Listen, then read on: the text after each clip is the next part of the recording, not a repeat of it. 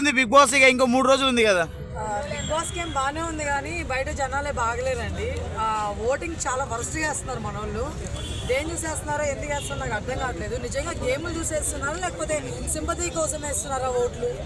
ఇప్పటికైనా మారండి భయ్య. ఇంకా 1 డే ఉంది, మేబీ నాకు తెలిసి రేపు 2 కల్లా క్లోజ్ చేస్తారేమో ఓటింగ్ అనేది.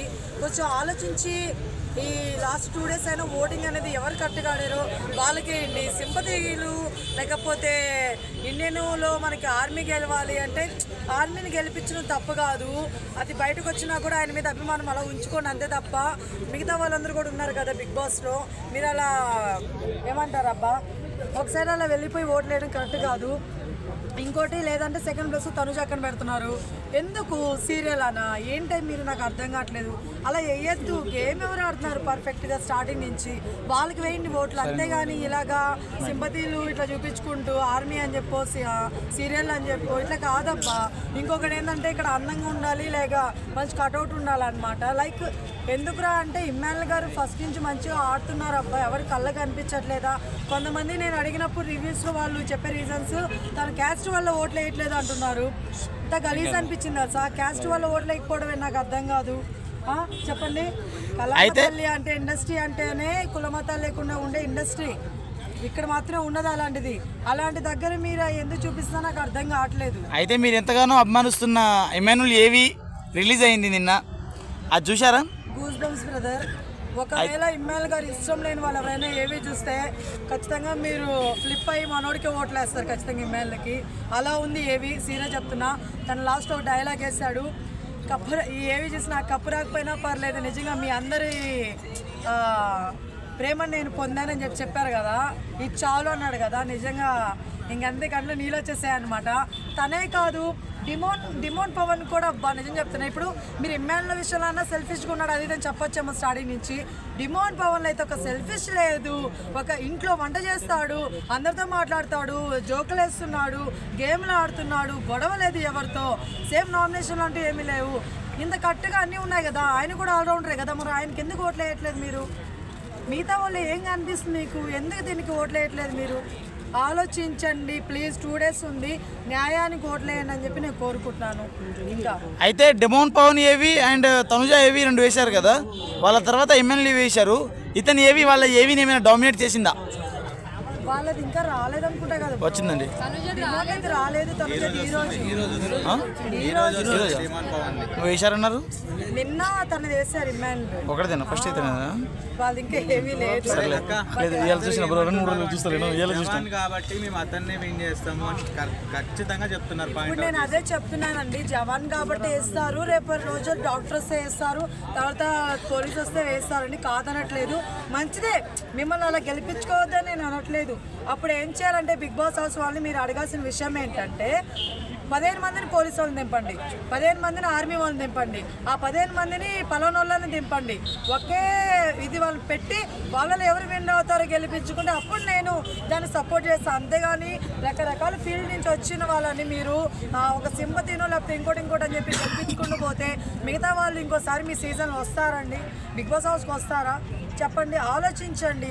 అయితే ఇప్పుడు కామనర్స్ కి కప్పిస్తే సెలబ్రిటీల తర్వాత రారు అని అంటున్నారు, మరి మీరేమంటారు? అలా అనుకుంటే కామనర్కే రైతు బిడ్డకి ఇచ్చింది, తర్వాత సెలబ్రిటీ రాలేదా? సో అప్పుడైతే ఒకటే సెలబ్రిటీ కామనర్గా వెళ్ళాడు, సరే అప్పుడైతే మోసపోయాం కానీ మళ్ళీ మోసపోయాం కదా అని చెప్పి సెలబ్రిటీలు అంటున్నారు.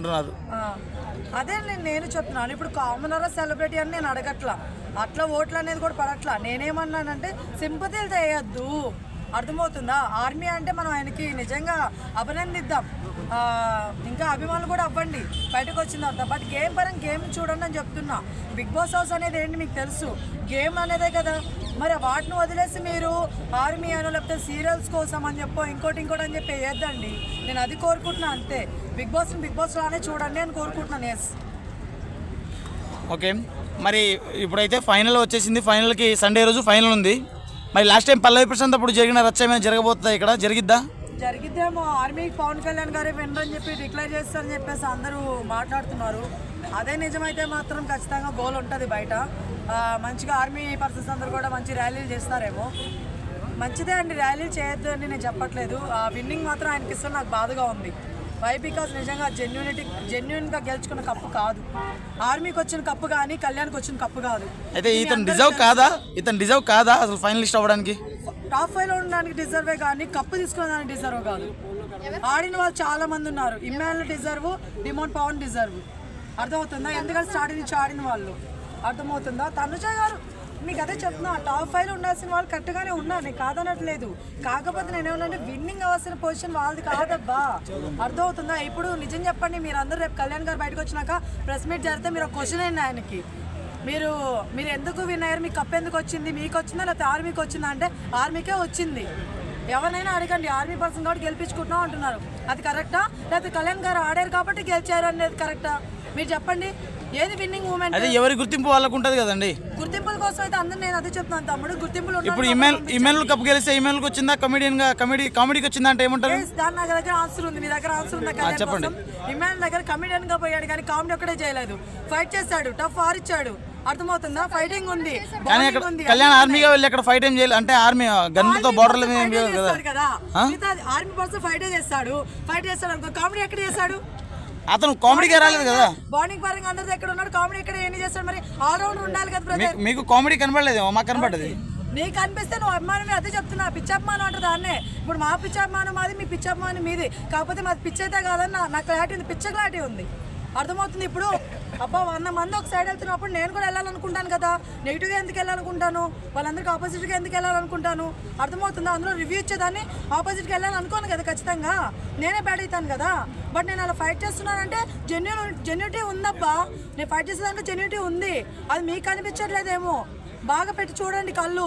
ఒకసారి మీరెవరైతే ఫ్యాన్ అనుకున్న తనుజాను, మీరెవరైతే ఫ్యాన్ అనుకున్న ఆర్మీ కళ్యాణ్ ప్రొఫైల్స్ కాదు, మీరు ఎవరైతే వద్దనుకున్న వాళ్ళ ప్రొఫైల్స్ ఓపెన్ చేయండి, ఇన్స్టాగ్రామ్లో కానీ యూట్యూబ్లో కానీ ఎక్కడైనా. వాళ్ళ గురించి మాటలు వినండి, అప్పుడు తెలుస్తుంది. వాళ్ళ గేమ్ ఆడినో పెట్టున్నారు వాళ్ళ ప్రొఫైల్స్, అవి చూడండి, అప్పుడు మీకు చేంజ్ అవుతుంది ఒపీనియన్ అనేది. అవి మీరు చూడకుండా ఒకరినే మనం పోరాడుతున్నప్పుడు, ఒకరి గురించి అంటున్నప్పుడు, ఆ ఒక్కరి వీడియోలు చూస్తున్నప్పుడు వాళ్ళే తోపు అనిపిస్తారు మనకి. అవునా కదా? నిజాలు తెలియాలనుకుంటే ఆపోజిట్ పర్సన్స్ ప్రొఫైల్ కూడా ఓపెన్ చేసి చూడాలి. ఇంకా ఎంత ఫైట్ చేసినా వేస్ట్ అండి. అయిపోయింది, సీన్ అయిపోయింది. ఎంత ఫైట్ చేసినా వేస్టే.